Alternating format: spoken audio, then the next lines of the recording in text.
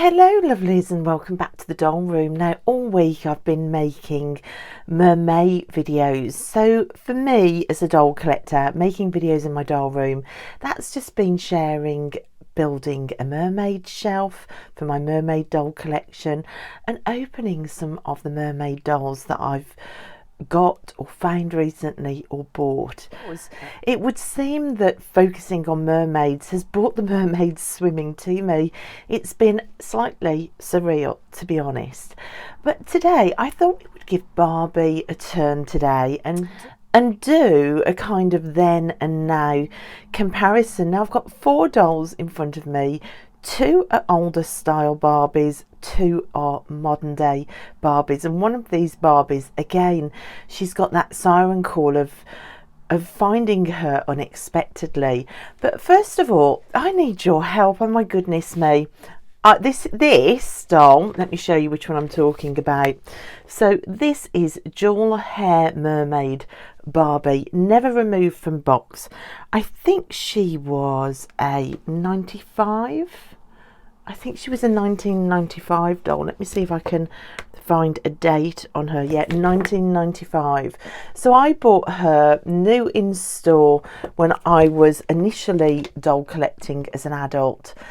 And because I was an in-box collector then, of course, she's one that has never been removed from box. And her box is actually in relatively good condition.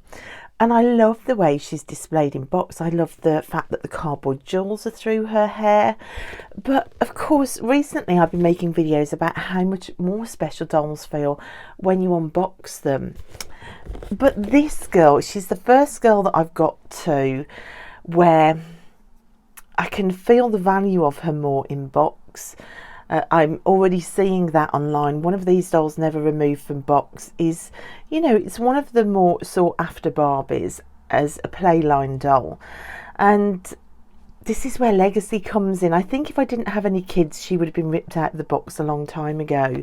But if my kids say could sell her for £120 instead of 60 because I've taken her out of the box, then oh, I don't know. She looks so nice in box.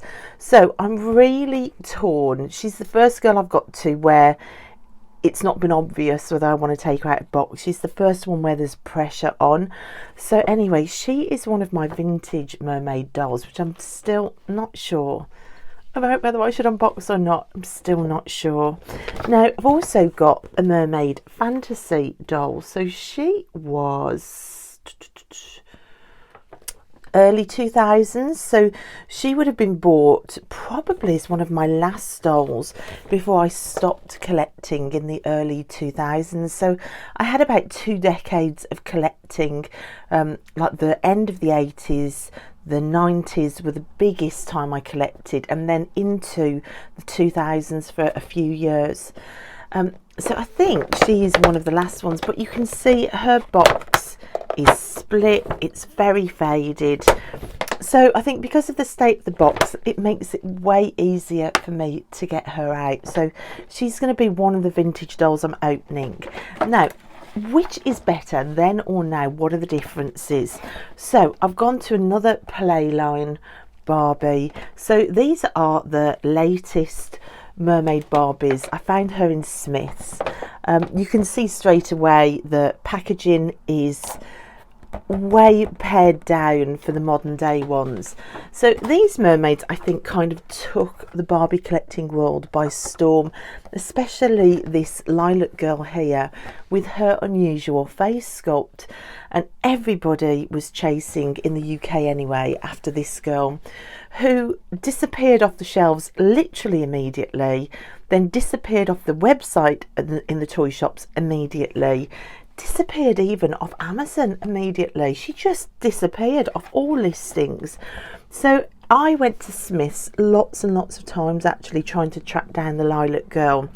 In the end, I decided that her face was beautiful as well, so I bought her and kind of gave up on the lilac girl because literally she's disappeared from listings. Then one day I had to take my son into town. We were tracking down a game for his PlayStation. We went into the gamers shop in town, which doesn't really do any dolls at all. They have an end wall in the shop that occasionally there's the odd doll or two on. I think it's to entice the girls as well into the shop. And don't you know, there she was. I could not believe my eyes. Now, in Smith's, when she was first listed, she was £8, the same as this mermaid, but she was actually she was £18 in the gaming shop. But because she'd disappeared from sight at that point, I just paid the extra money to get her. I just think she's got the most gorgeous facial sculpt. So we've got 2 vintage Barbies, we've got 2 modern day Barbies. One of the vintage Barbies, I'm not sure yet whether I'm going to unbox or not. I might ask for your opinion in the comment section. Should I unbox her? Shouldn't I? What should I do? I need some help with this one because I don't know what to do. This, like I said, this is the first tricky one that I've got to out of all my unboxings. This is the one where I'm not sure. So let me know what you think. But we are going to unbox this girl today. So let's start with a modern Playline Barbie. So she has no set name, so she's just your Playline Barbie. We're just going to rip the back off, see if that works. No, of course it doesn't work. Right, where are my scissors? Of course it doesn't work, Candy. You know that it's not a doll unboxing unless you either cut some hair or cut yourself or stab yourself with something. Okay, that's better. And look, we can never get a nice backing, can we? We've always got to somehow destroy the backing. All right then, so her tail is joined on the bottom. I love the colour. I think doll collecting and colour, I'm looking at my Equestria girls as I'm saying this, I think if you love colour, I mean really love it, if it like fills your soul up with joy, then it's a reason to love doll collecting. Like, I'm a trained visual artist. I also like trained in textile arts as well, so I did work in sort of knitwear design and costume for a while in my early working life. So colour and design is just like a massive factor of things that I love. I think as a doll collector you just get to love all of that. She does have the most beautiful face. She really does. Slightly cross-eyed, is she? I can't work out whether she's slightly cross-eyed or not, but she's beautiful. Whatever she is absolutely stunning. The biggest thing I notice is lack of any articulation in the tail. I've been really spoilt having opened the Kika Goods Mermaids to get like a rock solid tail that there's no movement at all in the tail. So the only movement you've got in this Barbie is here.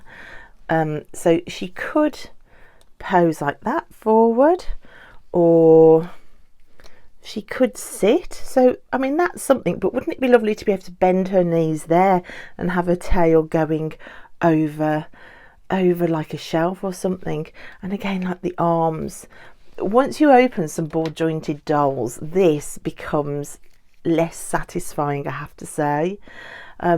But she does have a beautiful face, and for me, every time nostalgia with Barbie makes it acceptable, and I know it shouldn't, and I know that's kind of giving Mattel a free pass, but to be honest, I think that's what they rely on with Barbie. I always think, and this might be a hot take, I always think that they know the nostalgia of Barbie will keep the Barbies selling, because there is so much history with this doll, and it's almost like a rite of passage for girls, especially for older collectors as well, who, like me, who grew up with Barbie without all the other choice.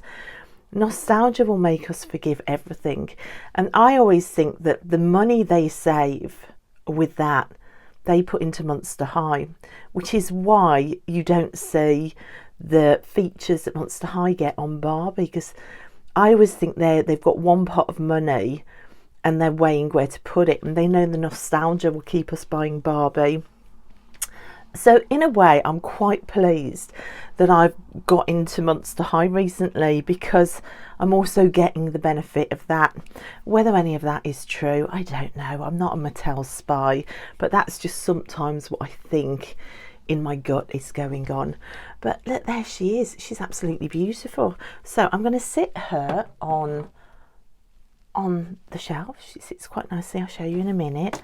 And we are now going to open the vintage one. So this girl has been now in box for 22 years.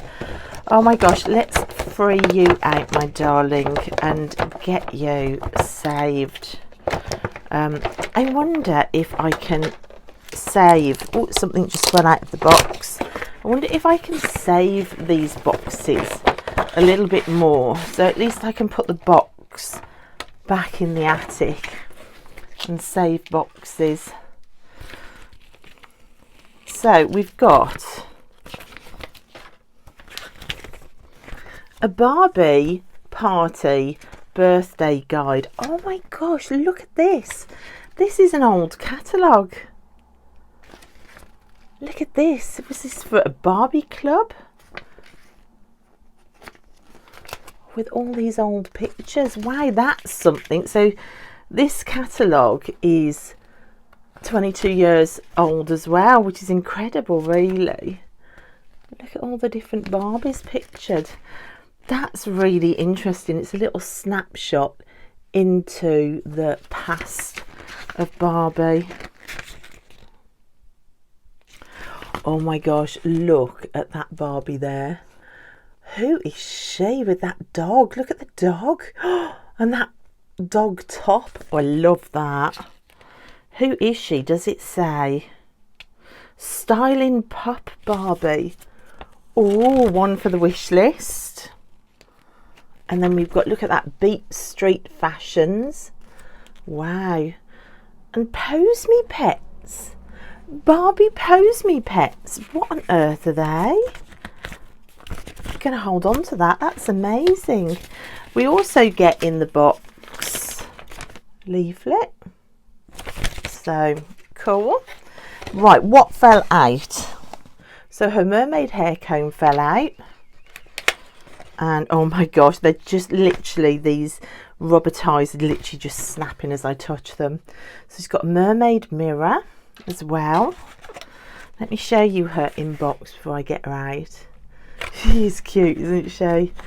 Right, let's attempt to get her out carefully to try and keep the box in one piece. Okay, so we are getting her out of box. I'm trying to keep the box relatively nice, just so I can put the box possibly back in the loft, just in case they're worth anything for the kids. That's going to be my nod to legacy and value. So far I've got a mermaid's mirror, and we've got a mermaid shell and starfish and pearl comb. So that's something that the modern Playline Barbie didn't come with. And so far, look at this.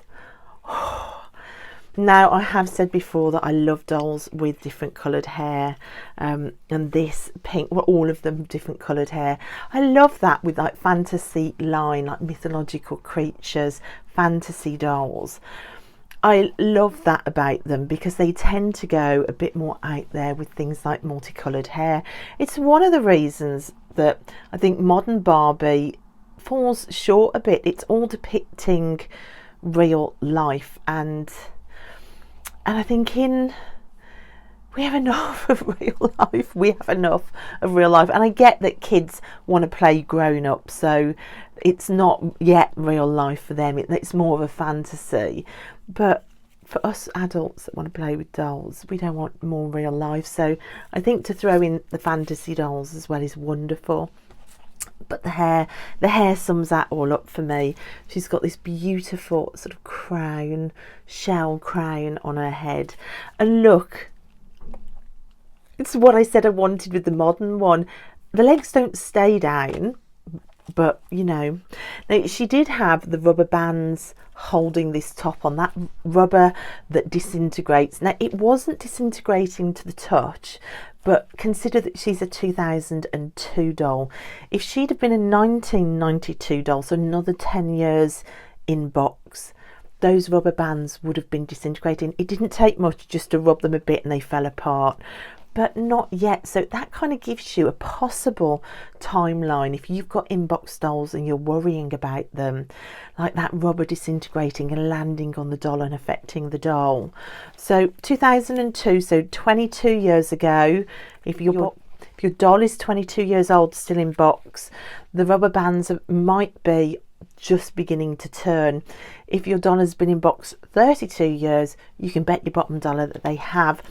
Unless, of course, you've saved them in a much better environment, a cooler environment than I did. My dolls have been in and out of lofts for 10, 20 years. So it's very different then, isn't it? So it's all a changeable beast. But for my collection, that would be my timeline for being worried about the rubber bands. 20 years, you've still got a bit of time. 30 years, no, get them out of box. Now, what I didn't know, and this is one of the reasons I always say get dolls out of box, I didn't know it had this control in the back. So we're going to see together what that control, well, it's not a control, it's like a push and pull button does. It makes her swim. Does it do anything with her legs? Doesn't do anything with her legs or her tail. And you know, it is a tail, she hasn't got legs underneath. Right, we still have the tail to get out, and I've kind of tried to keep this box insert a little bit less ripped, like I said, just for the idea of legacy and value is made up though, which I've discovered. There's the end of the tail, look at that, really like sort of rubberized. So this probably is a good doll to have got out away from like being sweaty or hot in a box. How does that go on? So legacy is a made up concept. There is no saying if my kids are going to want to sell these dolls when I'm dead and gone, or if there's even going to be a market for them. There is no saying what's going to happen, or whether they all get boxed up and taken to the charity shop in one foul swoop to give some other collector in the future the best day ever. There is just no telling what could happen. So legacy is made up. The only reason I've been careful is just to make it easier for me to unbox. So she is gorgeous. Let's see if that does anything to the tail. Now she's got the tail on. Does it? I think it did, because as I'm pushing down, the tail is going back a bit. I think that mechanism did at one point make the tail flip as well. So she's very beautiful. She also goes to sit in. Does she go? Yeah, and that way as well. Very, very beautiful. So I'm going to sit her on the shelf next to a modern day Barbie. Oh my gosh, she's so beautiful. And then finally, the lilac girl. So this is the girl that was the hardest for me to find. So she's got a very unusual face sculpt. It does have a name. I've totally forgotten what her the name of her face sculpt is. And I've seen loads of people. I know my sister abroad, not really my sister, but she kind of is, Kim over at the Dolls, the Witch and the Wardrobe, the lovely Kim. You haven't found Kim's channel yet, I'll link Kim. She's fabulous. She bought this doll with the tennis made to move Barbie, and she did a face swaps. I think she's got two of these. I think she kept one as a mermaid and one she put on a made to move body. It was just wonderful. So I'll link that video down below, and I'm sure that Kim will know what the face sculpt is called because her videos are really good like that. So go and check that out if you're interested in knowing what the name of the face sculpt is, because I have the memory of a distracted gnat, to be honest. So this tail, as opposed to the vintage one, is solid. It's not flexible rubber. This isn't rubber either. Probably they'll last longer because of that, to be honest. You've got no mechanism, like I said with the other one. You've got no flexibility whatsoever. You've got no what's it called bendability. You've got no distracted gnat time, you know what I mean, no joints. But then neither did the vintage Barbie in her arms. Look, what's that called? I call myself a doll channel and I can't even remember that name. It's not animation. I've done this before, forgotten that word.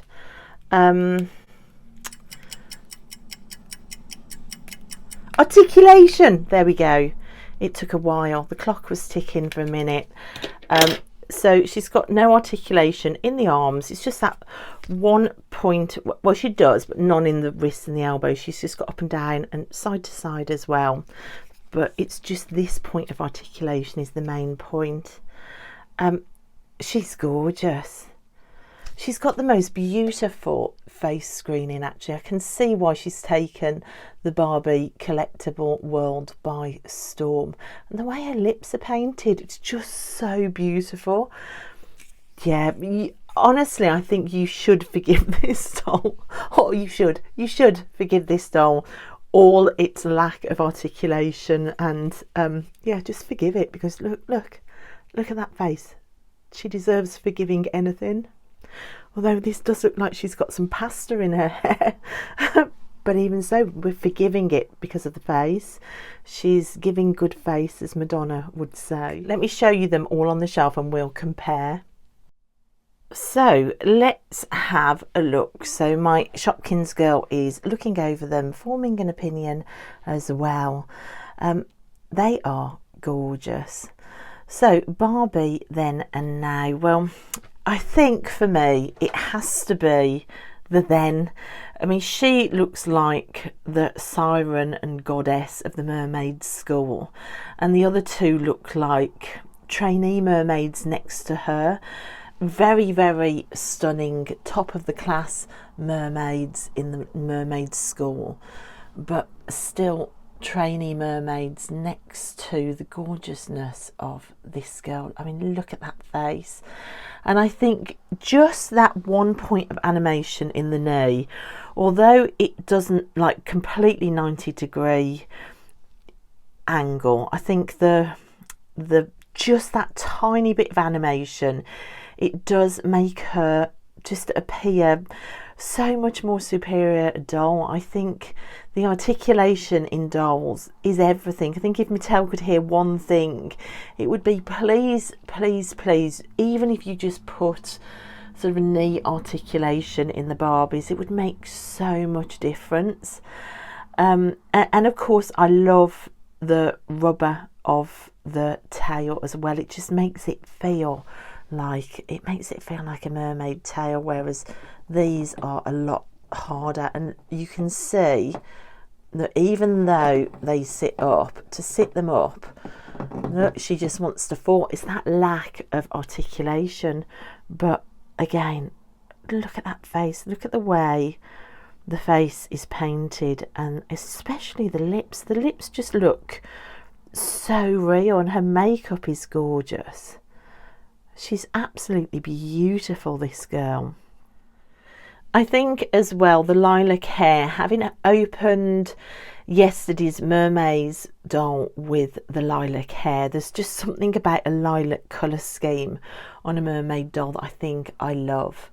Her face as well, really, really unusual as well, with the open mouth. I prefer her starfish headpiece to what for me looks like the pasta headpiece here, but our girl in the middle, look, that wins hands down. And of course she's got all of the sort of streamer bits hanging from her arms. Her outfit is gorgeous. So you've got this fabric top, go figure, with a starfish charm sewn on, whereas these are moulded on tops. Now, another hot take for this video is I don't mind moulded on clothes, but for me, in my mind, it doesn't stop you from putting clothes over the top. I just imagine it like magic skin. So it can be imagined as a top, or it can just be imagined as the skin of the Barbie.